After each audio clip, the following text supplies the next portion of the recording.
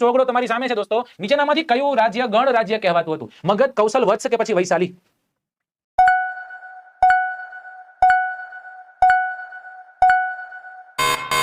જે છે વૈશાલી સાચો આન્સર છે. સાહેબ શું હતું આ ગણ રાજ્ય એટલે શું? આ ગણ રાજ્ય એટલે હું કયો અમને તમને ખ્યાલ છે કે મોટા મોટા રાજ્યો જે છે એ રાજ્યો શું કર્યું?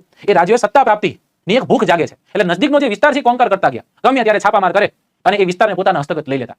હવે અલગ 1 2 3 4 5 નહીં 8 થી 9 પાઠ્યપુસ્તક તો 10 કે છે. 10 જેવી અલગ અલગ જાતિઓનો સમૂહ છે એ ભેગો થાય છે અને એ અલગ અલગ રહેશે તો ખેંચાઈ જશે. ઓલું કે ભાઈ એક લાકડી તોડવી તો તૂટી જાય, પરંતુ આખો ભારો તોડો તૂટે નહીં. અને એ બધા ભેગા થાય છે એમ કે છે કે આપણે સાથે મળીને રહેવું પડશે, નકર આપણે તૂટી જશું. એવા બધા જ 8 કે 9 પાઠ્યપુસ્તક 10 કે છે એ 10 અલગ જાતિઓનો સમૂહ ભેગો થાય છે અને એક ક્ષેત્ર વિસ્તાર જે છે ક્ષેત્ર વિસ્તારને આપણે ગણ રાજ્ય કહીએ. શું કહીએ દોસ્તો? ગણ રાજ્ય કહીએ. ગણ રાજ્ય.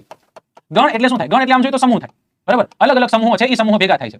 એક્સ વાય ઝેડ એબીસીડી 4 અલગ અલગ જાતિઓ છે, બધી ભેગી થઈ ગઈ, રાઈટ? તો સૌથી મોટો સળગતો પ્રશ્ન એ બને કે સાહેબ તો આ સમૂહનો વહીવટ કોણ કરશે? સાહેબ આ સમૂહનો વહીવટ કઈ રીતના થશે? તંત્ર દ્વારા થશે. કેના દ્વારા થશે? તંત્ર દ્વારા. અને એને આપણે ગણતંત્ર કહીએ. શું કહીએ દોસ્તો? એને આપણે ગણતંત્ર કહીએ છીએ, બરાબર? વજ્જી વૈશાલી જે છે વૈશાલી એની રાજધાની. વેરી ગુડ, બરાબર, સાચા છો અહીંયા. તો એ ગણતંત્ર જે છે ગણતંત્રમાં કેવું હોય દોસ્તો? તો કે ગણતંત્રમાં જે પણ એક્સ વાય ઝેડ એબીસીડી વ્યક્તિઓને પસંદ કરવામાં આવે છે એ બધા જ વ્યક્તિઓ જે છે એ વ્યક્તિઓની પસંદગી કોણ કરશે? સામાન્ય માણસ કરશે. એ ચૂંટણી દ્વારા પ્રત્યક્ષ પરોક્ષ રીતના સભા ભરે, સભાથી તે પોતાના રાજાને ચૂંટશે, પોતાના વહીવટી અધિકારીને ચૂંટશે. સમજાય છે? અને એનું એક સત્તા મંડળ હશે ને એ સત્તા મંડળ દ્વારા જે તે સત્તા જે છે એ સત્તા ચાલશે દોસ્તો. તેને આપણે ગણતંત્ર કહીએ. કેવું તંત્ર કહીએ? ગણતંત્ર કહીએ. દોસ્તો યાદ રાખજો આ વૈશાલી જે છે એ વૈશાલી સાચો આન્સર આમાં બનતો હતો. ઓકે, ચલો કમ્પ્લીટ.